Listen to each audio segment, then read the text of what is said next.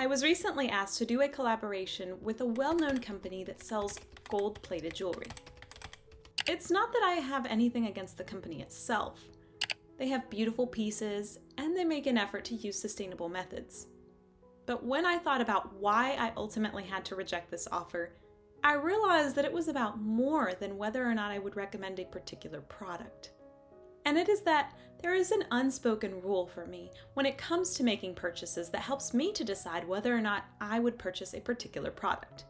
It is the minimalist shopping rule I live by. Hey guys, I'm Yessie, and in today's video, I'm going to use the example of jewelry just because it's what's been on my mind, but I think that this applies to virtually any purchase. In the past, I considered myself a smart shopper because I would buy cheaper or snag a sale so that I could have more. Whether or not it was clothes, home decor, or whatever, I was always looking for the cheaper price tag so that I could continue to shop for more items. Shopping was definitely a hobby for me, and I was constantly on the hunt for that new statement top or that new purse that would match those 3-inch heels that I never wore. And I fell prey to the BOGO and discounts all the time, thinking that I was saving money. My husband and I began to adopt minimalism into our lives after reading Dave Ramsey's book, The Total Money Makeover. It motivated us to sell many of our belongings and get out of debt. My fun shopping was put to a stop, and I can definitely say with confidence that I have decluttered at least 80% of my wardrobe,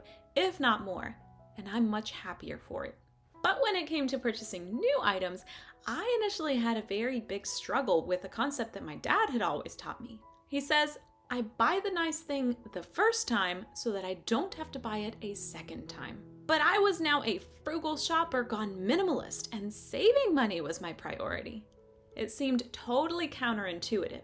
How is it possible that I can save more money if I spend more on the items that I buy?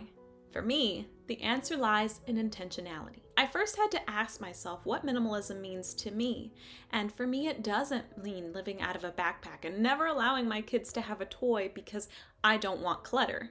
The answer to that question for me means that things must be either useful for me or things that I will enjoy. But they must also check another checkbox, and that is that they must be good quality, even if it means that I spend a little bit more in the process. So in the jewelry example, I can't in good conscience recommend that somebody buy gold-plated jewelry when I know that it will tarnish. It is not something that you're going to want to shower in every day or go swimming in all the time. And if you want to keep it looking like the day that you bought it, you're gonna want to keep replating it every couple of years or so.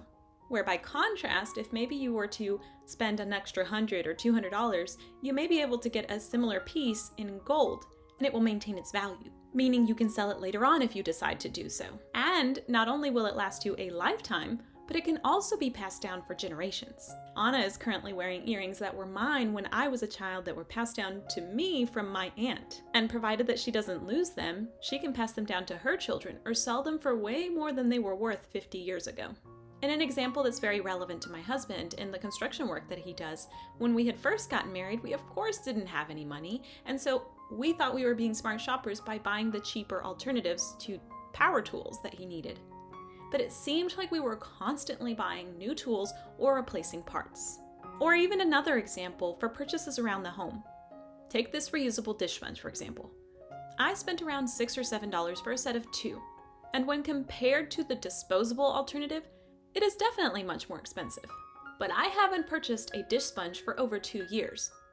So how many disposables would I have spent in that period of time? In this scenario, I'm getting more for my money in the long run. So sometimes when you spend more on that item that's supposed to last you a longer time, you get more for your money. But not only that, when you're constantly buying more of the lower quality version, you also have to take into consideration the time and energy that you spend to and from the store trying to get these items all the time. Time that could be spent doing other things. And I want to clarify that when I say words like the cheap version or the better quality version, I don't mean that the higher quality necessarily has to cost more. For example, I purchased these leather coach gloves at a thrift store for $5. Anna and John's trundle beds were also used and cost $300 for both and allow for extra beds when we have guests. You can also sell or trade items or work for the things that you want to buy, and DIY projects can also save you some major cash. Take this wooden mantle that my husband made, for example. It was practically free since we used tools that we already had, as well as wood from a tree that we had cut down when we built this house. So if you want or need to purchase something, I'm not saying that you should necessarily look at the higher price tag and think, well, this costs me more, so it must be better quality. But rather, for those items that you truly know that you will use for years to come, find a way to get the higher quality version so that you don't have to be constantly replacing these items over and over and over again. And this way, you will save money in the long run. I think it's kind of ironic that I was offered this collaboration just when I had finally decided to purchase gold earrings for myself. But it provides the perfect opportunity to talk about something that's really important to me. Because minimalism has really helped me to practice a concept called delayed gratification. In this fast-paced world, we are so used to having things instantly. With overnight shipping and instant transfers, we tend to become impatient. I have actually wanted gold hoop earrings for years now, and I still don't have them. But I never really felt like it was something that I have to have right now, because I know that I'll have them eventually. I guess it just helps me ease the constant desire for more. But for those items that I do want, I'm also not worried about the how or when I'll have them, because in my mind, they've already been given to me. It's just that future me is enjoying them.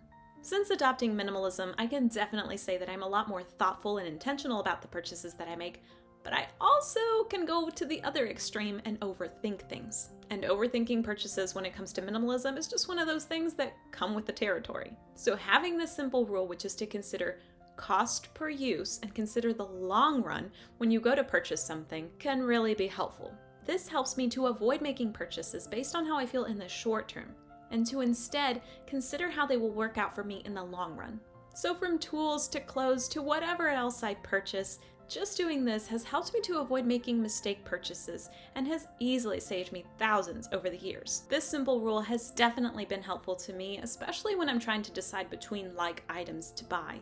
So I hope that in sharing it, it's been helpful to you. And if you want to hear more about making smart financial decisions, check out my 2 videos, my 7 smartest financial decisions that I made in my early 20s, and my 7 dumbest purchases that I made in my early 20s. So maybe my mistakes can show you what not to do with your money. I will link them both down in the description. If you liked this video and found it helpful, please give it a thumbs up and subscribe so you won't miss when I post a new video. I thank you so much for watching, and I can't wait to see you in the next one. Bye for now.